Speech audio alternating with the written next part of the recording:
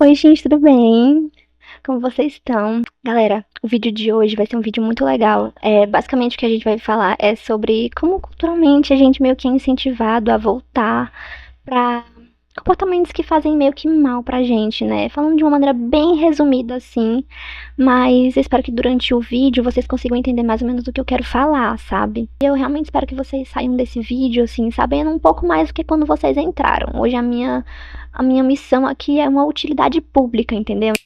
Mas, gente, vamos começar do começo. Oi, meu nome é Joana. Esse aqui é o Janesse2, o meu canal no YouTube, onde eu venho falar sobre várias ideias, assim. Eu faço vlogs também e venho compartilhar minhas ideias sobre crescimento, desenvolvimento pessoal, essas coisas assim, sabe? Bem essa vibe, se é que você me entende. Se você quiser já ficar por aqui, gostar do canal, quiser se inscrever, entendeu? Nós vamos ser best friends, porque é aqui que somos assim. Não, porque é assim que somos aqui. Enfim, inclusive eu aconselho que se você quiser deixar like, você deixe logo o like aqui, logo no começo. E aí, se você não gostar do vídeo, no final você vai e tira o like. Porque se você não gostar, você não vai se esquecer de tirar o like. Mas se você gostar, você talvez se esqueça de deixar o like. Pra você ver como as coisas são, né? Porque você é assim. Mas enfim, vamos logo começar o vídeo, porque o assunto hoje vai ser um pouco extenso e eu quero ser sucinta, entendeu? Agora, galera, eu vou mandar o papo pra vocês. Vocês sabiam que o meu camarada, o filósofo Aristóteles, ele diz que as principais formas de beleza são a proporção, a simetria e a ordem.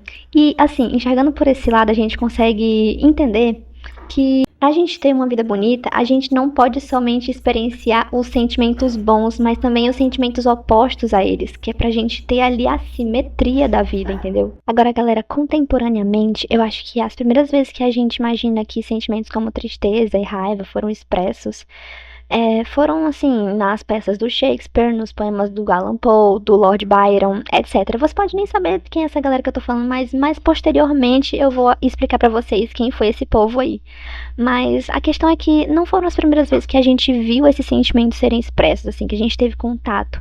Mas a primeira vez que a gente imagina que eles foram expressos, assim, num geral, dentro da nossa cultura que a gente compartilha hoje em dia. Inclusive, galera, eu vi num vídeo de um gringo que uma curiosidade, assim, um fun fact, que vai ajudar a gente também. Mais um fun fact. Vocês sabiam que tem uma discussão acadêmica sobre uma peça do Shakespeare que se chama Rei Lear? Que esse rei, né, durante a peça, ele passa por momentos muito ruins e ele acaba perdendo uma das filhas dele, que era a Cordélia, a filha que ele mais amava. E aí, quando ele perde essa filha dele, ele fala o seguinte: não, não, vida nenhuma. Por que causa um cavalo, um cão, um rato teriam vida e tu fôlego algum? Foi enforcada, minha bonequinha. Não voltará mais, ó.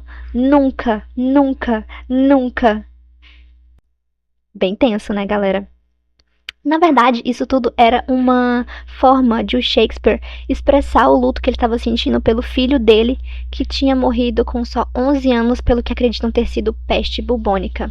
Ele não queria tornar nada disso estético ou desejável pra ninguém. Na verdade, ele só estava tentando buscar alívio para essa dor que ele estava sentindo, colocando ela, expressando ela, compartilhando em algum lugar. E o trabalho artístico dele foi o lugar onde ele teve esse espaço para compartilhar isso, entende? Afinal, galera, sejamos sinceros, para que serve a arte se não para salvar a vida da gente? Agora, galera, não é engraçado como disso que o Shakespeare representou e todos esses poetas e afins representaram?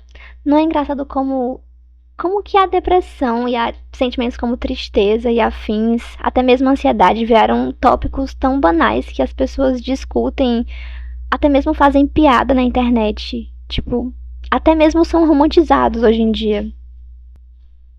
Como que essa chave virou desse jeito? Mas, gente, eu tenho que ser uma pessoa responsável aqui. Eu não sou um especialista, isso aqui tá baseado no que eu encontrei, essa é a minha pesquisa, e se você quiser pensar diferente de mim, tá tudo bem discordar de mim também. Você pode ter seu próprio ponto de vista sobre esse assunto, mas isso aqui é baseado no que eu encontrei e no que eu acho que pode ajudar as pessoas. Então, o primeiro ponto é que Muitas doenças foram romantizadas ao longo da história. Assim, através dos séculos, muitos trabalhos artísticos representaram transtornos, até mesmo doenças corporais, físicas mesmo, sabe? Mas era sempre de maneira velada, sabe? Nunca um personagem, ou raramente um personagem, era explicitamente diagnosticado com um quadro de alguma doença ou transtorno. E assim, um exemplo muito marcante que eu tenho para falar sobre isso, que inclusive fez parte da minha infância, que é do livro Fique Onde Está, Então Corra, escrito pelo John Boyce.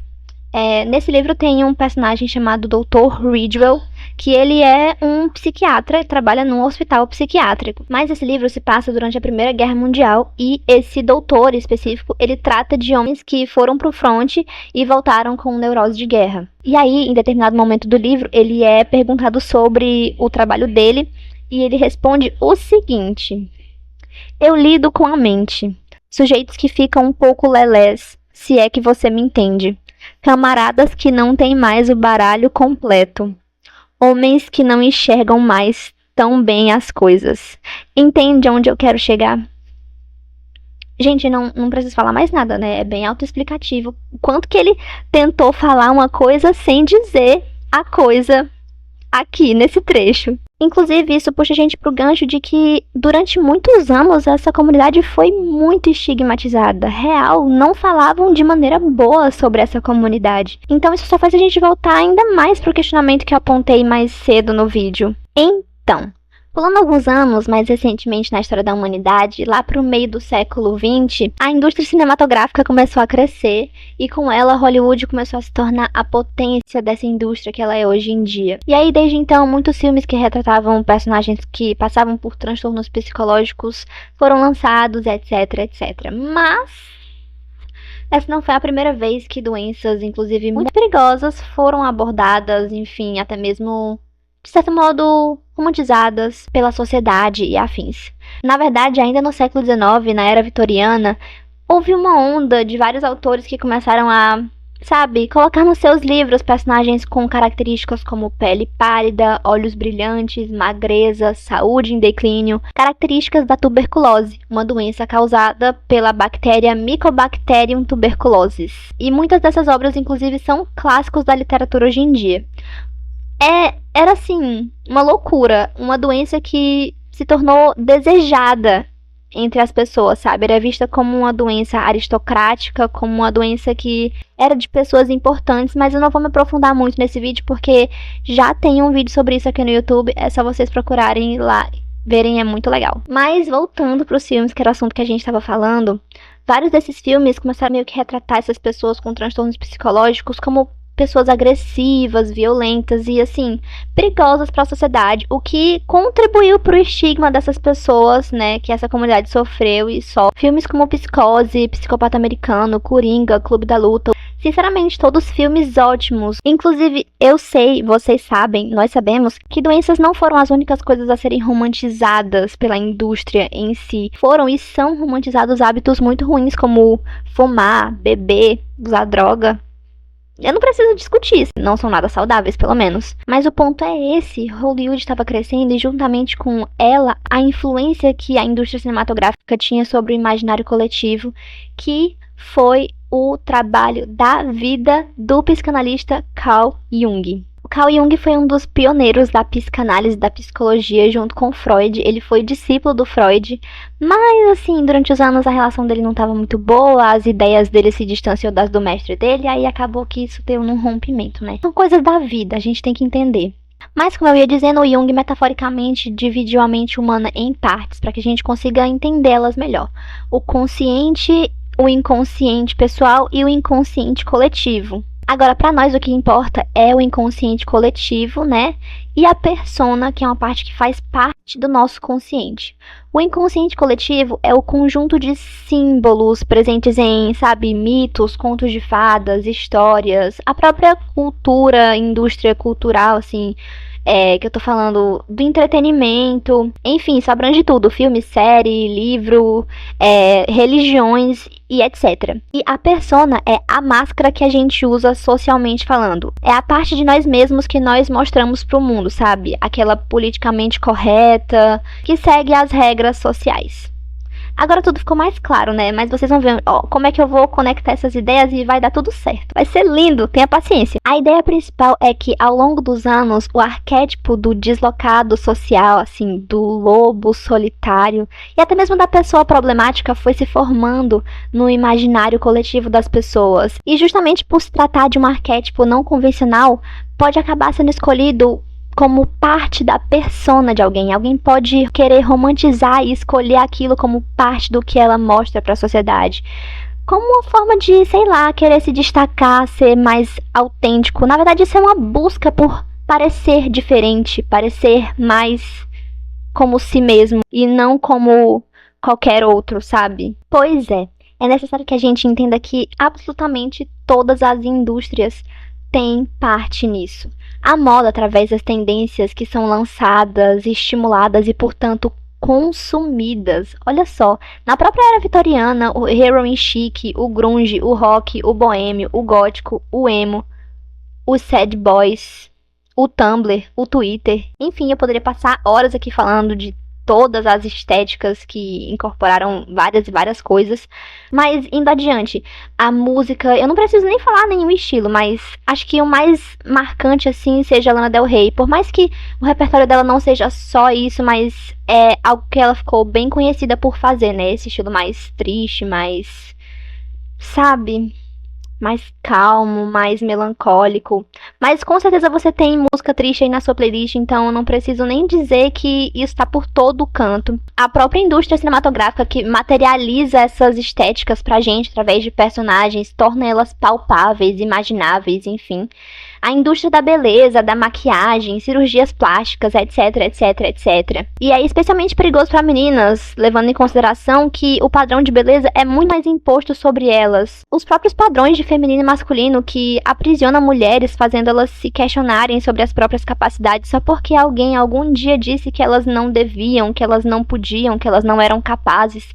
E provavelmente aprisiona homens também, porque tira a liberdade deles de expressarem seus sentimentos de forma clara quando eles precisam, até porque todo mundo precisa lidar com os próprios sentimentos e negligenciar isso só vai causar mais dor e mais problemas e, enfim, é uma bola de neve, um ciclo sem fim que poderia ser evitada. Eu acho que assim, em qualquer momento da vida, mas principalmente se você é adolescente, jovem, afins, é muito importante que você fique atento a consumir esse tipo de mídia, sabe? O que você consome como mídia, como entretenimento, tipo, literalmente exerce uma influência gigantesca sobre você que você não faz ideia. Inclusive, não é nada difícil a gente achar meme de gente falando que mudou a personalidade todinha depois de assistir um filme que gostou. Mas assim, se você quer fazer, faça. Eu não sou ninguém pra falar o que você deve ou não fazer. Mas se você vai fazer, faça de uma forma responsável. Eu tô aqui contando pra você que é pra você... Se você vai, você já vai sabendo, entendeu? E eu acredito que conhecimento é poder. Então, quando você tem o poder de tomar suas decisões, é por sua conta, sabe? Você assume a responsabilidade. E eu tô fazendo esse vídeo justamente pra isso, porque esse assunto deveria ser mais discutido e as pessoas deveriam falar mais sobre isso e as pessoas deviam saber sobre isso, sabe? E tipo, ok que tudo é uma questão de perspectiva, eu não tô falando pra você odiar o sistema e o capitalismo e ficar revoltado com tudo e nunca mais consumir nada e não fazer mais nada da vida, não sei o que. Não, tá ligado? Tranquilo. Mas consegue entender como tudo meio que tá trabalhando pra sempre deixar as pessoas insatisfeitas, sabe? E é disso que eu tô falando. É esse o ponto. Você sabendo, você entendendo o porquê disso, é simplesmente libertador, porque agora você tem a opção de simplesmente ignorar isso e não se sentir mais desse jeito. Quando você começa a entender, é a primeira virada de chave. É libertador porque você consegue entender que você não tá preso ao que impõe a você. Pode até parecer um bom alívio, sabe? Rir pra não chorar, mas tirando aquilo que depende 100% de você, nenhum dos seus problemas vai acabar enquanto você continuar assim. E tipo, a maioria das pessoas só não sai disso porque tá tão acostumado que não conhece outra coisa, ou até tem medo, sabe? E, sei lá, o medo faz parte do processo, mas não adianta ter medo porque, inevitavelmente, você não pode fugir de si mesmo, sabe?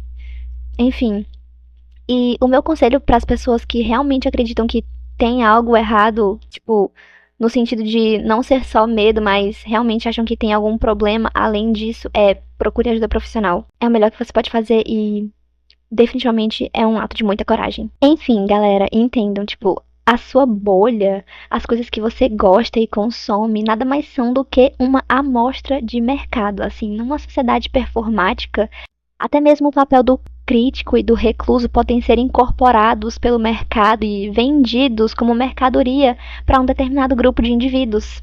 Tipo, tem pessoas ganhando dinheiro com tudo, sabe? Tem pessoas, empresas ganhando dinheiro com isso. Cada elemento do imaginário coletivo tá lá porque alguém tomou uma decisão, alguém escolheu por aquilo. É alguém que tomou essa decisão por você, sabe? Eles influenciam absolutamente tudo. O carro que você quer comprar, a televisão, os móveis da sua casa, onde você faz academia, o celular que você quer comprar, tudo, sabe? Tipo, tudo.